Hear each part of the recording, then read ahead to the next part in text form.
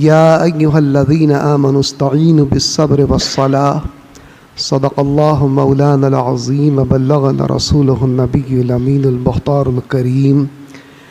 ونحن علی ذلک لمن الشاہدین والشاکرین الحمد للہ رب العالمین بکار خیش حیرانم بغسنی یا رسول اللہ پریشانم پریشانم بغسنی یا رسول اللہ شہابی کس نوازی کن طبیبہ چارہ سازی کن مریض درد عصیانم بغسنی یا رسول اللہ غوث اعظم بمن بے سر و ساما مدد قبلہ دی مدد کعبہ ماں مدد۔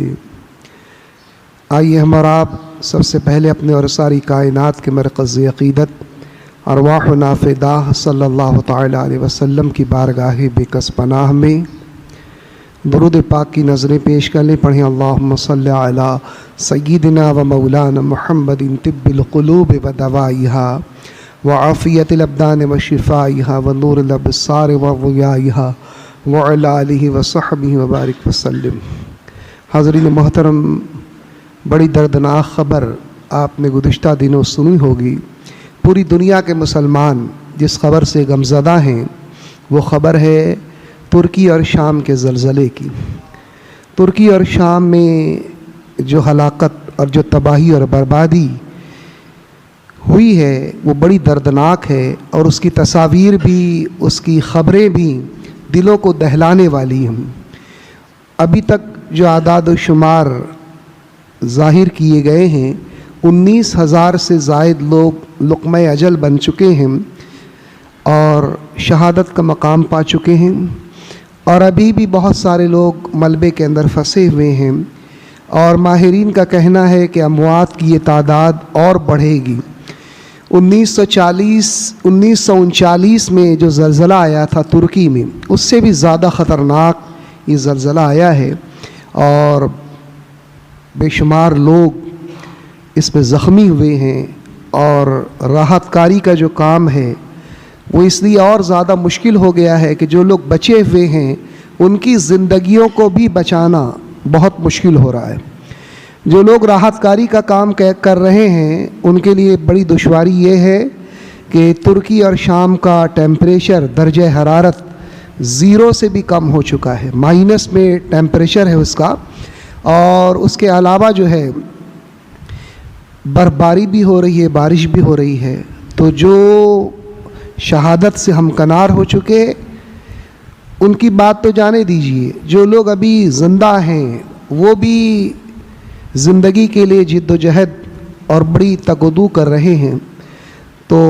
یقیناً یہ بہت بڑا عالمیہ ہے، بہت دکھ کی خبر ہے پورے عالم اسلام کے لیے، اس لیے کہ ان دونوں شہروں، دونوں ملکوں کو اسلامی نقطہ نظر سے بڑی اہمیت حاصل ہے۔ ترکی جو ہے عالم اسلام کی بہت بڑی امید بن چکا تھا۔ 2023 میں جو معاہدہ ختم ہونے والا تھا، جنگ عظیم کی وجہ سے جو ظلماً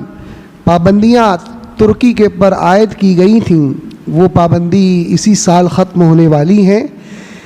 اور بہت امید تھی کہ ترکی جو ہے عالم اسلام کی قیادت کرتا، لیکن اس حادثے کی وجہ سے ترکی کو بہت زیادہ نقصان ہوا ہے۔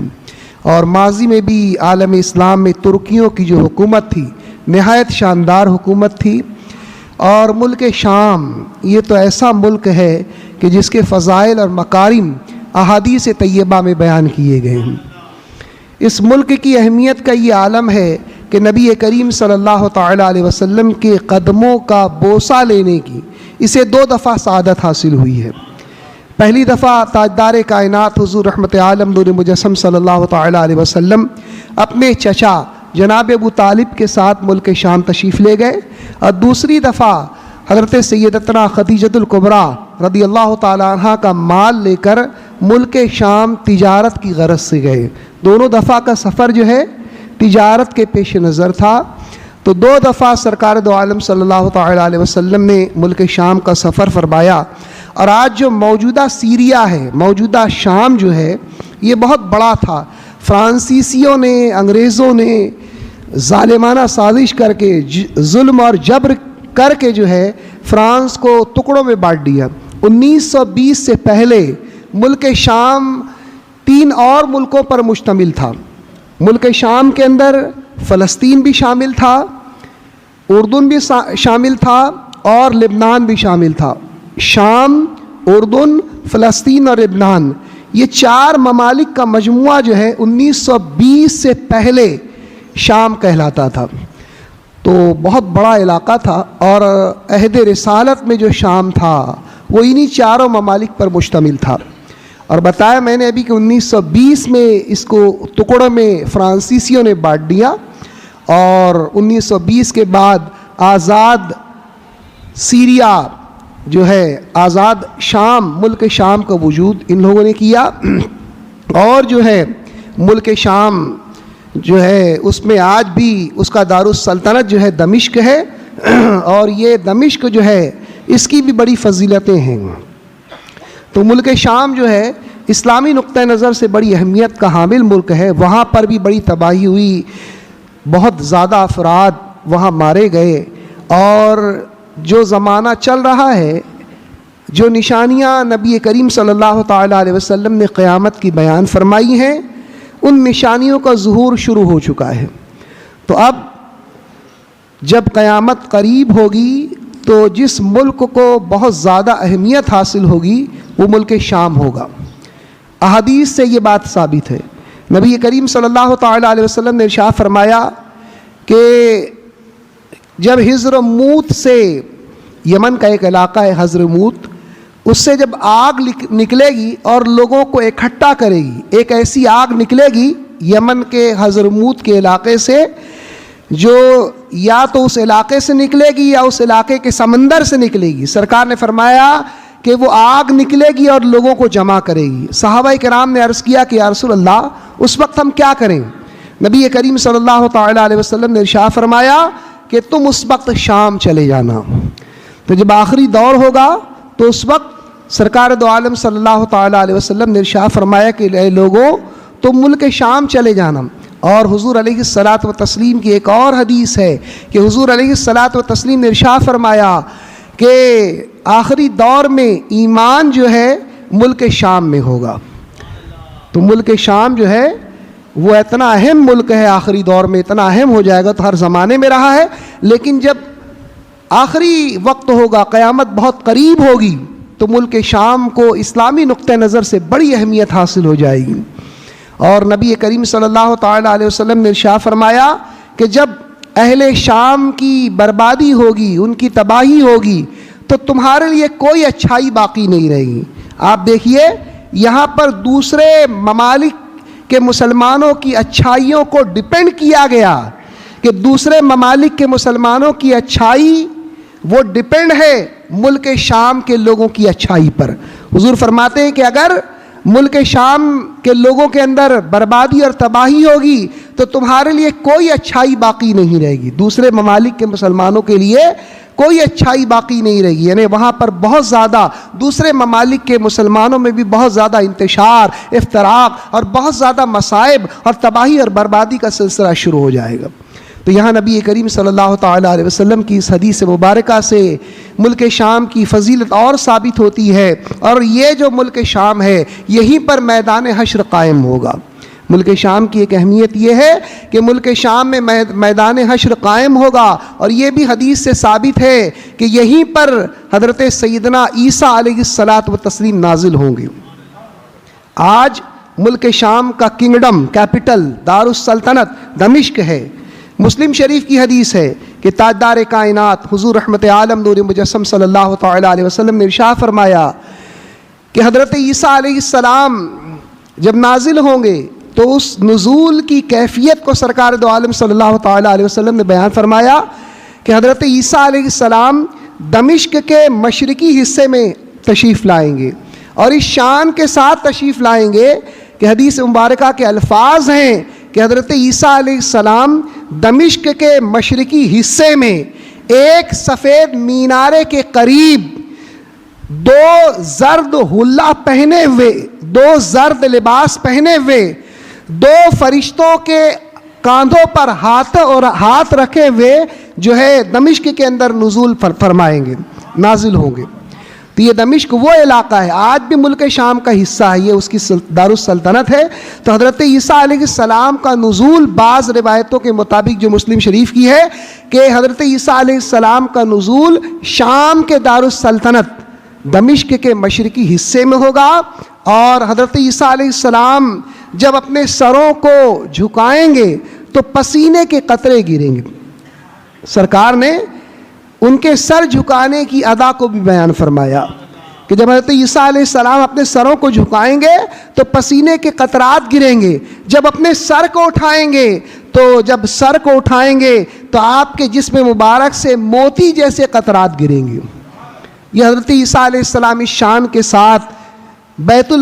جو دمشق کے مشرقی کنارے میں تشریف لائیں گے، فرشتوں کے ہمراہ، 2 فرشتوں کے کاندھوں پر ہاتھ رکھے ہوئے تشریف لائیں گے، اور میرے آقا علیہ الصلاۃ والتسلیم نے آگے ارشاد فرمایا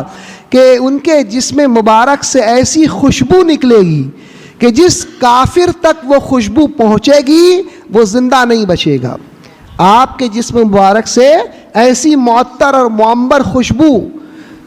خارج ہوگی، نکلے گی کہ جس کافر تک وہ خوشبو پہنچے گی وہ کافر زندہ نہیں بچے گا۔ اور آگے مسلم شریف کی حدیث ہے کہ حضور فرماتے ہیں کہ حضرت عیسیٰ علیہ السلام کے جسم مبارک کی خوشبو جو ہے وہ منتہائے نظر تک پہنچے گی۔ وہ خوشبو معمولی علاقے تک محدود نہیں ہوگی بلکہ منتہائے نظر، جہاں تک نظر کی حد ہے اس حد تک جو ہے حضرت عیسیٰ علیہ السلام کے جسم مبارک کی خوشبو پہنچے گی، اور اس خوشبو کا یہ اثر ہوگا کہ جو کافر اس خوشبو کو پا لے گا اس کی ہلاکت یقینی ہے، وہ یقینی طور پر ہلاک ہو جائے گا۔ تو یہاں پر بھی نزول حضرت عیسیٰ علیہ السلام کا جو ذکر کیا گیا وہ دمشق کے حوالے سے کیا گیا کہ آپ کا نزول جو ہے دمشق میں ہوگا، جو ملک شام کی راجدھانی ہے، جو ملک شام کا دارالسلطنت ہے۔ تو اس سے بھی پتہ چلتا ہے، اور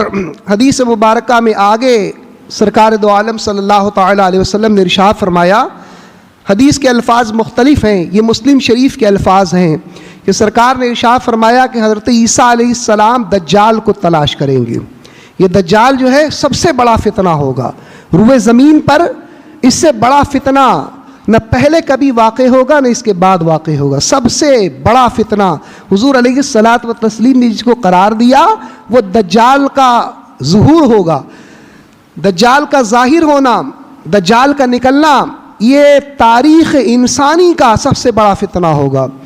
تو حضور علیہ الصلاۃ والتسلیم فرماتے ہیں کہ حضرت عیسیٰ علیہ السلام جو ہے دجال کو تلاش کریں گے اور اسے باب لد پر پائیں گے اور وہیں پر اسے قتل فرمائے دیں گے۔ باب لد پر اسے پائیں گے۔ باب لد یہ آج جو موجودہ اسرائیل ہے اس کا دارالحکومت، اس کا کنگڈم جو ہے وہ ہے تل ابیب۔ تل ابیب سے 15 کلومیٹر کے فاصلے پر ایک شہر ہے جس کا نام باب لد ہے۔ تو حضرت عیسیٰ علیہ السلام دجال کو اسی مقام پر پائیں گے، اور اسی مقام پر پانے کے بعد حضرت عیسیٰ علیہ السلام دجال کو قتل فرمائیں گے۔ تو یہ ملک شام کی اہمیت اور فضیلت ہے۔ تو اس ملک کے لوگ آج جو ہے بڑی بے چینی، بڑے اضطراب، بڑی تکلیف اور بڑے غم کا شکار ہیں۔ تو امت مسلمہ کو چاہیے کہ وہ ان کے غم میں شریک ہونے کی اپنی مقدور بھر کوشش کرے، اپنی استطاعت بھر کوشش کرے کہ یہ جو ملک شام کے لوگ ہیں، ہمارا مذہب تو ہمیں یہ ذہن دیتا ہے کہ ملک شام جانے دیجیے، کسی غیر معروف علاقے کا بھی اگر مسلمان مضطرب ہوتا ہے، تکلیف میں مبتلا ہوتا ہے، کسی اذیت میں مبتلا ہوتا ہے، تو اس کی تکلیف دنیا کے سارے مسلمانوں کو محسوس ہونی چاہیے۔ حضور علیہ الصلاۃ والتسلیم نے اس بات کو سمجھانے کے لیے جسم کی مثال عطا فرمائی۔ حضور فرماتے ہیں کہ امت مسلمہ کی مثال ایک جسم کی طرح ہے۔ جسم کے کسی ایک حصے کو اگر تکلیف ہوتی ہے تو ہاتھ میں اگر تکلیف ہے تو ایسا نہیں کہ پورا جسم جو پرسکون رہتا ہے۔ اگر تکلیف ہاتھ میں ہے تو ہاتھ کی تکلیف کی وجہ سے پورا جسم اضطراب میں مبتلا ہو جاتا ہے، پورا جسم تکلیف میں مبتلا ہوتا ہے، پورا دل و دماغ جو ہے وہ تکلیف کا جو ہے شکار ہو جاتا ہے۔ اسی طرح حضور علیہ الصلوۃ والتسلیم نے امت مسلمہ کو جسم سے اس طرح تشبیہ دی تو فرمایا گیا، علماء اس کی شرح میں فرماتے ہیں کہ اگر کسی ایک مقام کے مسلمان کو کوئی تکلیف پہنچتی ہے تو دوسرے مقام کے مسلمانوں کو بھی ضرور جو ہے اس تکلیف کا احساس ہونا چاہیے اور اپنی قوت بھر ان کی امداد کرنے کی کوشش بھی کرنی چاہیے، ان کی مدد کرنے کی بھی کوشش کرنی چاہیے۔ تو یہ جو لوگ زلزلے میں انتقال کر گئے یہ بڑے مقدس لوگ ہیں، یہ وہ لوگ ہیں جو مقام شہادت سے سرفراز ہوئے۔ اور یہ بات میں اپنی طرف سے نہیں کہہ رہا ہوں، سنن ابو داؤد کی حدیث ہے کہ تاجدار کائنات حضور رحمت عالم نور مجسم صلی اللہ تعالی علیہ وسلم نے ارشاد فرمایا، اپنے صحابہ سے استفسار فرمایا، پوچھا کہ اے لوگوں بتاؤ تم شہید کس کو تصور کرتے ہو، تم شہید کس کو مانتے ہو، تم شہید کس کو سمجھتے ہو؟ صحابہ کرام نے عرض کیا کہ یا رسول اللہ صلی اللہ تعالی علیہ وسلم، جو اللہ کے راستے میں قتال کرتا ہوا مارا جائے، اللہ کی رضا کے لیے میدان جنگ میں کافروں سے لڑتا ہوا مارا جائے، ہم اسے شہید تصور کرتے ہیں۔ تو سنن ابو داؤد کی حدیث میں تو یہ الفاظ نہیں ہیں، لیکن مسلم شریف کی حدیث میں الفاظ ہیں کہ سرکار نے ارشاد فرمایا، جب آپ نے یہ صحابہ کا جواب سنا کہ وہ شہید ہے جو میدان جنگ میں کافروں سے لڑتا ہوا مارا جائے، تو حضور علیہ الصلوۃ والتسلیم نے ارشاد فرمایا، اس طرح سے تو میری امت کے شہداء کی تعداد بہت کم ہوگی۔ اگر صرف انہیں شہید مانا جائے جو اللہ کے راستے میں قتال کرتے ہوئے مارے جائیں، ان کو ہی شہید تصور کیا جائے، ان کے لیے ہی شہادت کا اجر ہو، ان کے لیے شہادت کا ثواب ہو، تو میری امت کے شہداء کی تعداد بہت کم ہوگی۔ پھر سنن ابو داؤد کی حدیثیں اور بھی بہت ساری حدیثیں ہیں، لیکن سنن ابو داؤد کا شمار صحاح ستہ میں ہوتا ہے، اس لیے میں اس کا ریفرنس دے رہا ہوں کہ حضور علیہ الصلوۃ والتسلیم نے ارشاد فرمایا کہ اللہ کے راستے میں قتال کرنے کے علاوہ اور 7 قسم کے شہداء ہیں جن میں حضور علیہ الصلوۃ والتسلیم نے ذکر فرمایا کہ جو طاعون میں مارا جائے وہ شہید ہے۔ سرکار فرماتے ہیں جو طاعون کی بیماری میں مارا جائے وہ شہید ہے، اور اسی حدیث کے اندر یہ لفظ بھی موجود ہے، حضور علیہ الصلوۃ والتسلیم نے ارشاد فرمایا جو کسی جگہ دب کر انتقال کر جائے، جو کسی چیز کے نیچے دب کر انتقال کر جائے، حضور نے فرمایا کہ وہ شہید ہے۔ تو آج ترکی اور شام کے مسلمان اپنے گھروں کی چھتوں کے نیچے دب کر انتقال کر گئے، تو یقیناً ان کو اس حدیث کی روشنی میں شہادت کا مقام و مرتبہ حاصل ہے۔ اور دوسری حدیثوں میں تو صراحت کے ساتھ ذکر ہے، بعض دوسری حدیث میں یہ ہے کہ حضور علیہ الصلوۃ والتسلیم نے ارشاد فرمایا کہ اگر کسی شخص کو پتھر لگ جائے اور پتھر گر کر اسے لگے اور اس کی موت واقع ہو جائے تو حضور علیہ الصلوۃ والتسلیم نے ارشاد فرمایا کہ وہ شہید ہے۔ ایک دوسری حدیث میں ارشاد فرمایا کہ اگر کسی شخص کے اوپر اس کا گھر گر جائے، دیکھیے حدیث کے الفاظ، پہلی حدیث میں کسی مطلق چیز کا ذکر کیا گیا کہ کسی بھی چیز کے نیچے دب کر اگر کوئی مر جائے، ضروری نہیں کہ دیوار ہو، گھر ہو، کسی بھی چیز کے نیچے دب کر اگر کسی کا انتقال ہو جائے تو سرکار فرماتے ہیں کہ وہ شہید ہے۔ اور دوسری روایت میں فرماتے ہیں کہ اگر کسی کو پتھر لگ جائے، پتھر کسی کے اوپر گر جائے اور اس کا انتقال ہو جائے تو وہ شہید ہے۔ اور اس حدیث میں صراحت فرمائی کہ کسی کے اوپر اس کا گھر گر جائے تو وہ بھی مقام شہادت سے سرفراز ہوگا، اسے بھی شہید کا مقام عطا کیا جائے گا۔ لیکن اس شہید میں اور جو اللہ کے راستے میں قتال کرتے ہیں ان میں تھوڑا سا فرق ہے۔ تھوڑا سا فرق یوں ہے کہ وہ شہید حقیقی ہیں، جو اللہ کے راستے میں قتال کرتے ہوئے مارے جاتے ہیں ان کو شہید حقیقی کہا جاتا ہے، اور یہ جو دیگر حادثوں میں شکار ہو کے مارے جاتے ہیں، انتقال کرتے ہیں، ان کو شہید حکمی کہا جاتا ہے۔ یعنی ان کو اجر تو ملے گا، لیکن بعض معاملات شہداء کے جو دنیا میں کیے جاتے ہیں شہید حکمی کے ساتھ نہیں کیے جائیں گے۔ تو جو بعض معاملات شہداء کے ساتھ دنیا میں کیے جاتے ہیں، شہداء سے مراد جو کافروں سے لڑتا ہوا مارا جائے، ایسے لوگوں کے ساتھ دنیا میں حکم یہ ہے کہ ایسا کوئی شہید اگر زمین پر مل جائے تو ایسے شہید کے تعلق سے حکم یہ ہے کہ نہ تو اس کو غسل دیا جائے گا نہ اس کو کفن دیا جائے گا، اور اسی حال میں اس کو دفن کر دیا جائے گا۔ شہید حقیقی کے لیے حکم یہ ہے کہ اس کو نہ تو کفن دیا جائے گا نہ ہی اس کو غسل دیا جائے گا، اسی حالت میں اس کے خون آلود کپڑوں کے ساتھ اسے قبر کے اندر دفن کیا جائے گا، تاکہ اسی حال میں اللہ کی بارگاہ میں حاضر ہو۔ خون آلود کپڑوں کے ساتھ وہ اللہ کی بارگاہ میں حاضر ہو۔ تو شہید حقیقی کا مقام بہت بلند و بالا ہے۔ شہید حقیقی کا مقام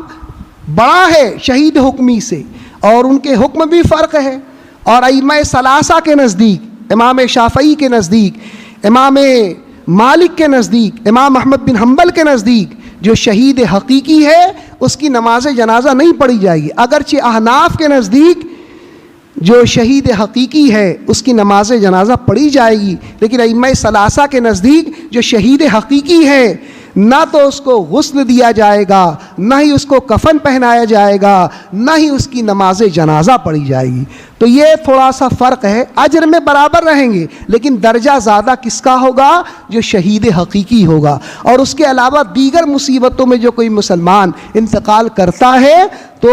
اس کو جو ہے شہداء کا اجر عطا کیا جائے گا، لیکن کچھ احکامات، یعنی ان کی نماز جنازہ بھی پڑھی جائے گی، ان کو غسل بھی دیا جائے گا، ان کو کفن بھی دیا جائے گا، سارے معاملات دوسرے مسلمانوں کے کی طرح سے کیے جائیں گے۔ اللہ تعالیٰ ترکی کے مسلمانوں پر، شام کے مسلمانوں پر اپنا فضل خصوصی فرمائے۔ جو لوگ مقام شہادت پا گئے ہیں ان کے جو متعلقین ہیں، جو رفقا ہیں، جو رشتہ دار ہیں، عزیز و اقارب ہیں ملک ترکی اور شام کے، ان سارے شہداء کے متعلقین کو صبر جمیل عطا فرمائے، غیب سے ان کی مدد کرے، اور جو لوگ ان کی امداد کے لیے کوشش کر رہے ہیں ہم بھی ان کے ساتھ شامل ہو جائیں۔ بہت ساری کوششیں ہو رہی ہیں، رضا اکیڈمی بامبے کی جانب سے جو ہے